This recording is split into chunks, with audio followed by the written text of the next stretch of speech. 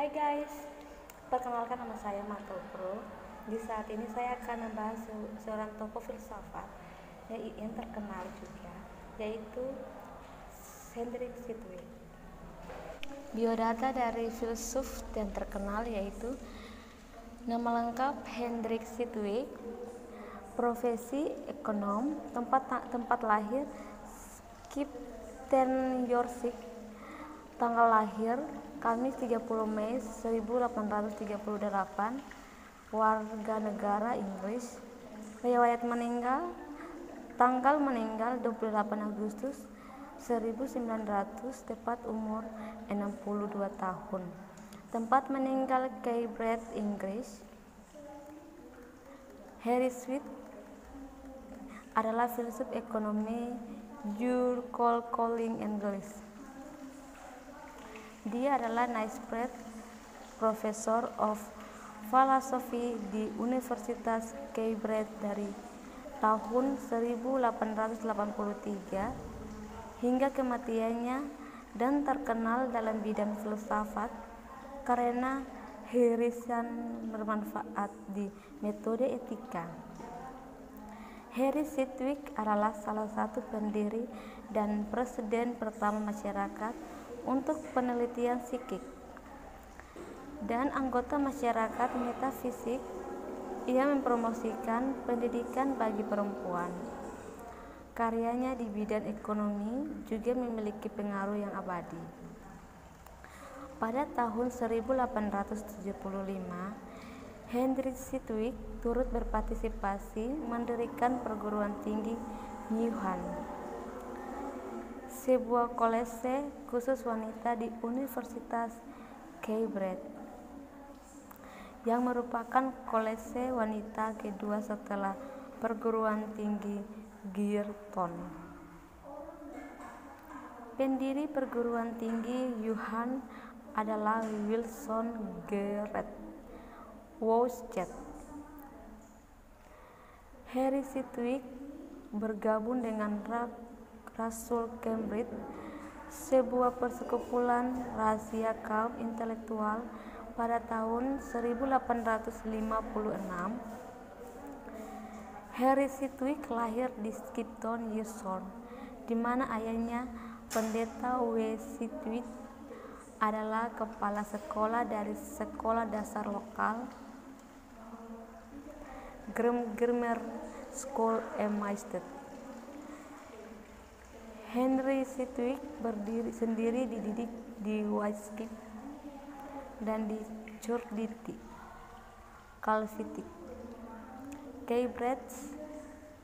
Henry Sidgwick adalah salah satu pendiri dan presiden pertama dari Society for Psychical Research dan merupakan anggota masyarakat metafisika. Ia mengambil dalam mempromosikan pendidikan tinggi perempuan bagi perempuan. Dia membantu untuk memulai kuliah dan ujian lokal lebih tinggi bagi perempuan diadakan di Cambridge dalam persiapan untuk ini. Henry Sidgwick adalah seorang guru terkenal. Ia memperlakukan muridnya sebagai sesama siswa. Dia sangat tertarik pada fenomena psikik, tetapi energinya yang terutama ditunjukkan untuk studi agama dan filsafat. Dalam ekonomi politik, dia adalah seorang bermanfaat, digaris dari John Stuart Mill dan Jeremy Bentham.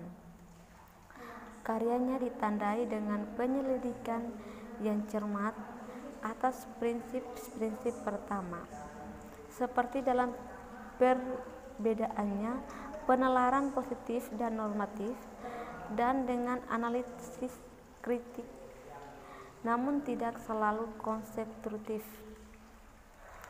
Dalam filsafat ini mengabadikan dirinya untuk etika, dan terutama untuk memeriksa prinsip-prinsip intuitif utama perilaku dan masyarakat kehendak bebas.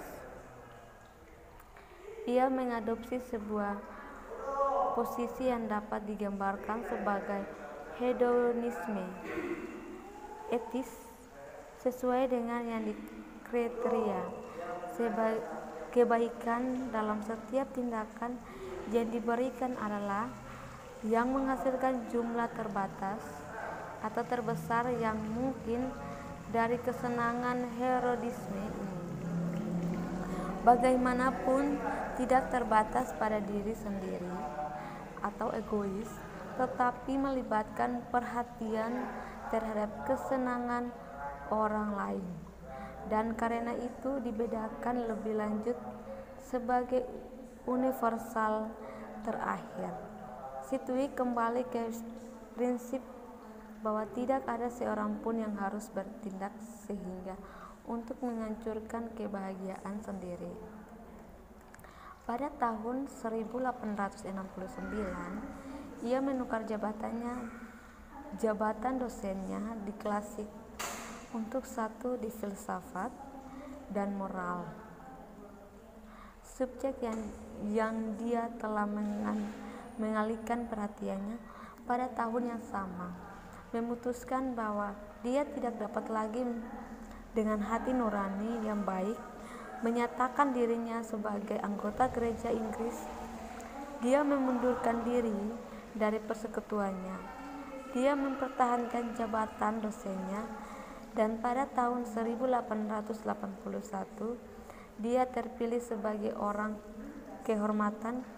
Pada tahun 1874 ia menerbitkan Metode Etika atau edisi ke-6 1901, berisi perbaikan yang ditulis sebelum kematiannya, dengan persetujuan bersama menjadi sebuah karya besar yang membuat reputasinya di luar universitas.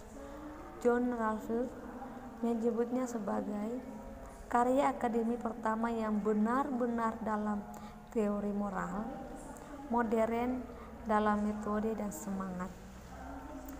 Pada tahun 1875 ia diangkat menjadi guru besar filsafat moral dan politik di Trinity, dan pada tahun 1883 ia terpilih sebagai profesor filsafat Knightsbridge.